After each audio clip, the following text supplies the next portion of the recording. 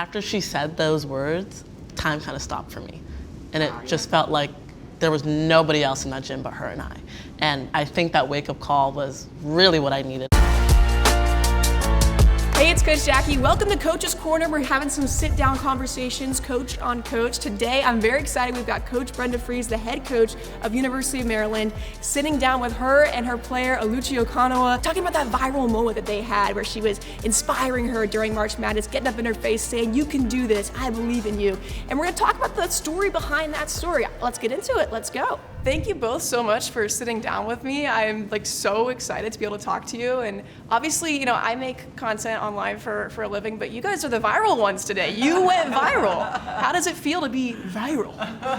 Odd, like when it all blew up, just a normal interaction that we thought we were having in the game. I mean, something I've done time and time again. Out of it as soon as we heard, and then by the time everything closed and we got on the bus to head home, it was something. We were texting back and forth and on the bus, and it was like no other that I've ever been a part of, and I'm sure Oluchi can tell you the same. No, for sure. When someone texted me like, "Hey, you're on the Shade Room," I was like, what? I was just so completely lost about the whole interaction. Because like Coach said, that's just us having a normal conversation. So we did not think it was going to garner as much attention as it did. Absolutely. Can you just take me through, I apologize, I know you've done this a million times now, but just take me through the moment of what happened in case anyone happened to not see where you were in the game, your decision to pull her out, and if you can remember anything that you did say in that moment. The lip readers have been all over it. Yes. Yeah. But I would love to hear from your perspective and then also yours what that moment was like. You're in the NCAA tournament. Right. It's heightened emotions. You understand that when you advance, lose, you go home. And, knowing Oluchi, her body of work, being, our leading scorer, and just how she's come about every single game. And, it was a game she was struggling in. It's uncharacteristic for her to miss layups, miss free throws. Things that we've been able to count on. So, I've always coached by feel, and, felt like I needed to bring her out and kind of, regroup her. Typically when I have those conversations with players, it's like, let me say what I need to say, give them a minute to reset, and get them back in the game. Yeah. And honestly, once I've gone back and seen it, I couldn't tell you after the game what I had said to her. So, I just know I lead from the heart, and whatever, hoping that it was going to be inspiring and motivational. I think, the four most powerful words out of that whole interaction as we were, face to face and very passionate in that moment is, "I believe in you." And I think that's the biggest moment that went viral is, yes, you see this very intense, demonstrative head coach who's very passionate, with her student athlete, but when, thank goodness someone was able to see those words and understand that it was coming from, my heart, and in terms of what I felt like we needed from her. And Oluchi, when that moment happened and you get pulled out, you know that you're not necessarily in it like you want to be in that moment. What are you expecting versus what went down? Were you saw, she's going to say something to me, but did it surprise you just a little bit, even though it's a normal interaction for you guys? Was there something that was said that was really changed your mindset? Was it the "I believe in you"? Was it something else? Well, honestly, I think it was just the whole intensity of the conversation. Of course, when she pulled me out, I knew I was doing some pretty uncharacteristic things, but still I was like, I want to make up for it. Yeah, you want to get back in. I want to get back in, Coach, what's going on? But that's just obviously when she pulled me aside and she was like, do you want it? This is the moment, and that affirmation of "I believe in you," it was weird because it was after she said those words, time kind of stopped for me. And it just felt like there was nobody else in that gym but her and I. And I think that wake-up call was really what I needed, especially when I went back out there. She subbed me in after 2-3 down to max. So it was just an immediate impact from that conversation I had with her. It's incredible. And then, I think there's this interesting dissonance with, you're going viral for this moment. It was unfortunately a loss in the game. Does the fact that this conversation has gone viral and the conversation itself being such a win within itself, does that change how you look back on that loss? Does it give you a little bit more peace to know, in that moment I gave everything and we still lost? Or is losing's losing and it sucks and there's really no changing that?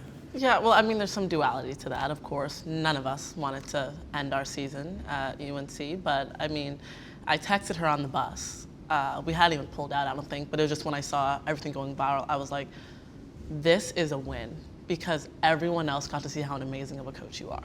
Genuinely. How does that make you feel to hear that? Yeah, I mean, that's who she is. I mean, incredible to have that perspective so quickly after a game. True. And to understand, but that's the depth of who Oluchi is. I mean, the maturity and the wisdom she has. And I joke. In 2006, I had a similar interaction with Marissa Coleman in the national championship game. But at that time, you didn't have social media and the ability to go viral. And I am, really, happy that, one, for people to see Oluchi on a scale. This is, someone who allowed herself to be coached really hard, be vulnerable, and then own it. If you saw the press conference afterwards, as she talked about how she wants to be coached hard and she wants to do it at the highest level. And those are the best of the best, want to be coached hard. You can only do that if you have a relationship with your student athlete, and we've had that. Although it's only been a year, I mean, we've had that from day one, from our first conversation. Love that. All right, so we talk with both of them. Now I just want to talk to Coach Brenda Frese. She is such a legend, been doing this for such a long time, and obviously going viral now, but she's been this way and been this much of a inspiring coach for her whole career. So I wanted to talk to her about that and what this means to her. With Oluchi, obviously just came, this is her first year at Maryland. Can you talk about that moment? I know you said you called her right away when you knew that she was in the transfer portal, and what you said to get her to come here, and then what that's been like. Yeah, I think it was cool. I mean, Oluchi was someone we knew back from when she was in high school, and knew her coach, high school coach, extremely well. I was her very first phone call, and so I think the cool thing is, when you make those phone calls, I mean, you want to find out immediately, like, why are you leaving, and what do you want? Yeah. And I think, for us, we've been very intentional of, she told me from day one, I have big dreams, big goals. I want to play at the next level. I want to be an impact player on both ends of the floor. And she's stayed true to her word from day one. I mean, she shared. She wanted to be coached hard. Yeah. I want to, be a WNBA player. I want to play at the next level. And I have found, the best of the best want to be coached hard. And Oluchi, from the minute that phone call to coming on campus, she has told me that more than once. And we have been able to coach her hard and continue. Like, I love when Oluchi masters something, I pick something else that she's got to work on.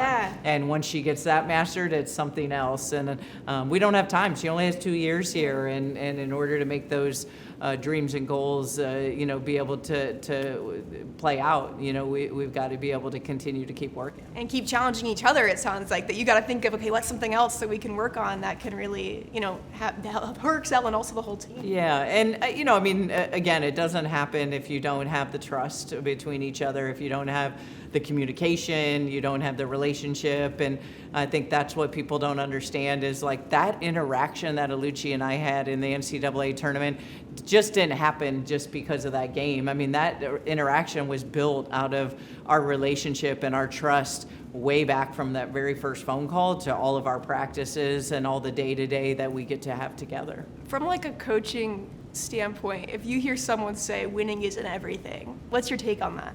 I think it would be a really sad statement if you thought winning was everything. Yeah. Because, to me, that just happens by who you are every single day. Yeah. And maybe you coach a different way. Let's say you don't have those relationships and you win. I think that would be sad. I think one day when you're no longer here to be about hardware, that to me isn't about anything besides, the day-to-day that you get to invest so many hours in these student athletes. And my greatest gift is when a student athlete comes back many years later and says, I remember this, and I still take this into my work field, and you did this for me. I don't even remember any of that, but you've done something right when you hear those conversations. We got to celebrate the 20th anniversary of our 2006 Natty team this year. Oh yeah. And the amount of stories that came back from that team was invaluable. I mean, it hit me at the right time. It's like, wow, I got to kind of, relive that time of just how important those formative years were for that group in that moment of time. I do these videos where I say, is she gay or does she just coach women's basketball? I started doing these 3 years ago, and I hadn't ever done one with you. And then when this moment popped off, I said, well, what a perfect time to do is she gay or does she just coach women's basketball with Brenda Frese? So did you see it? Did you have thoughts on it? Please, like, tell me. Of course I saw it. I mean, obviously when this moment went viral, there were a lot of things coming through, and I'm really fortunate. I have twin boys; they're 18, so the amount of things they find on social media, even for me recruiting and just different, they're always on it.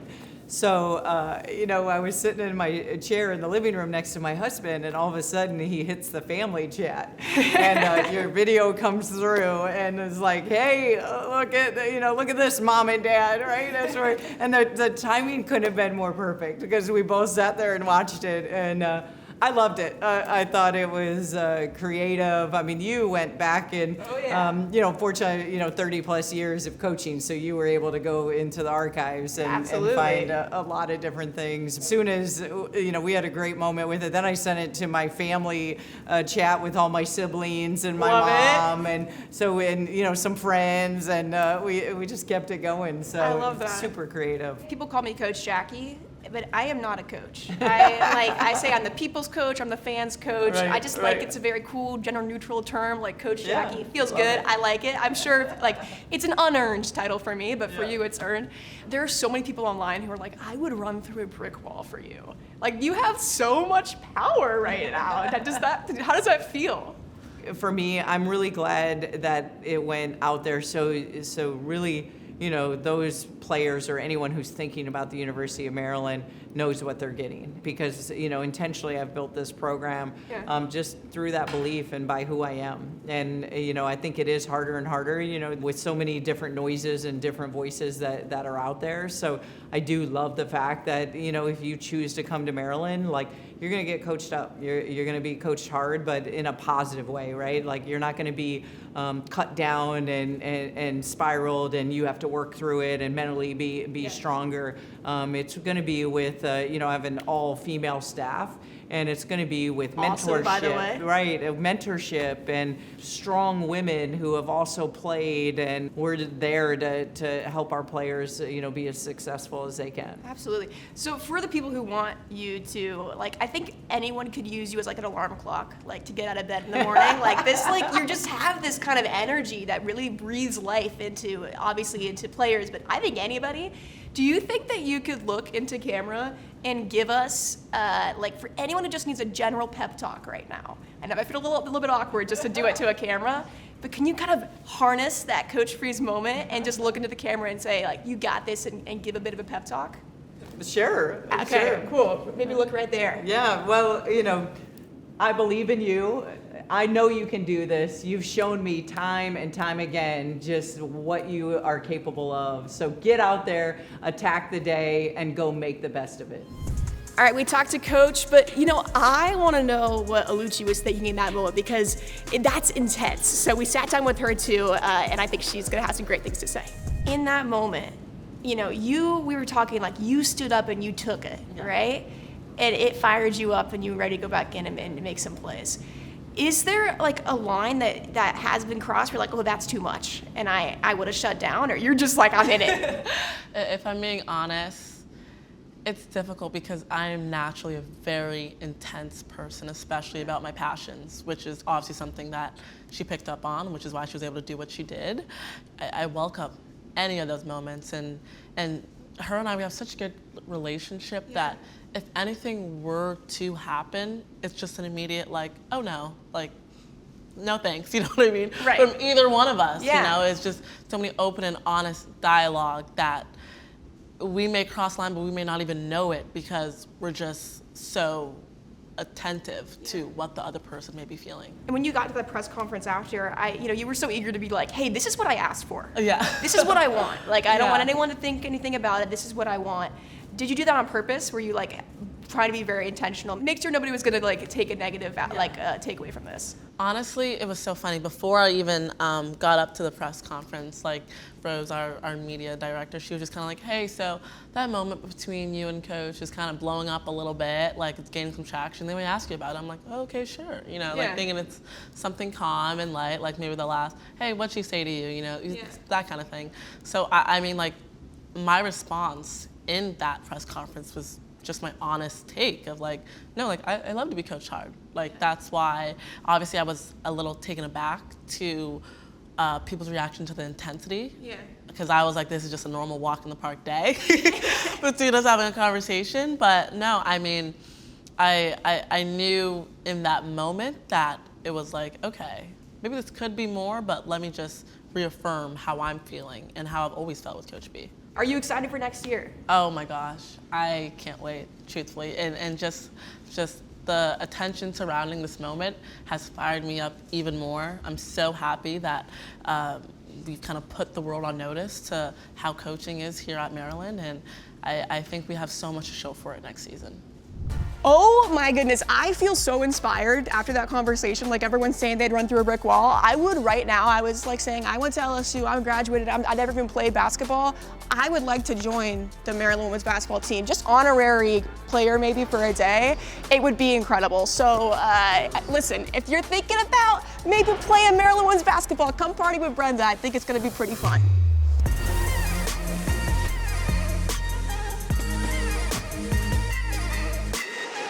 This is my girl.